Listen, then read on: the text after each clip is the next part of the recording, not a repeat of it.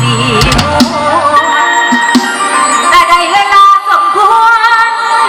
กระสวดอายเพิ่นเข้าห้องรับรองใจ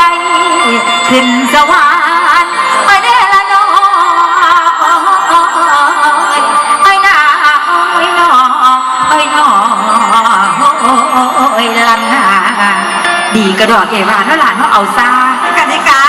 เรื่องนี้เหตุสาพิธีก็สินี่คิดบองกันก็เอาก็พี่ไอ้น่ะมันสีดีป้าสีดีป้าสีดีป้าสีดีป้าสีดีป้าสีดีป้าสีดีป้าสีดีป้าสีดีป้าเอาครับพี่ไอ้สีดีป้าไม่สัมภาษณ์คะเอาเนี่ยเขาบอกจะเปิดไม่ได้สอนเขาสั่งกันเหนียว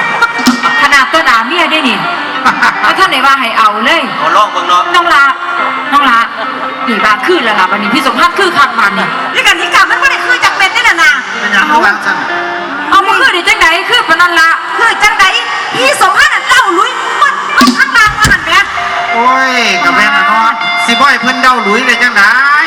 พร้อมหันมาทั้งหน้ามาหาเพิ่นเนาะ เอาการข้างหน้าตัวจังไดสนะ อันนั้นเพิ่นมาทั้งหน้า นิกา ไม่หยังสิบอกอีหยังคือบ่ไหวจบ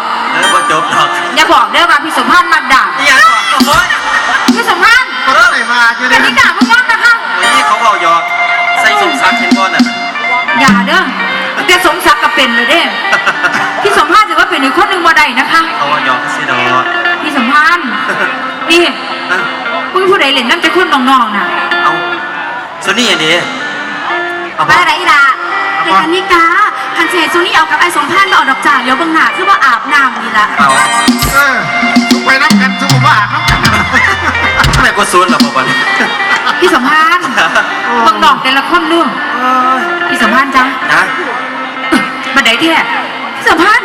กันนิกาคิดออกแล้ว บอกยังบ่เนี่ย โอ้ยนัดกันกับการใช่ไว้ว่าไปบ้านยายสาบันไดแท้อนุญาตให้เมียไปกับไปกับพี่กันใช่เถอะนะคะ เอาเดี๋ยวเจ้าสิไปยังล่ะฮะ ไปบ้านลูกสาวยายสาตัวน้องบันไดอ่ะ มันก็มา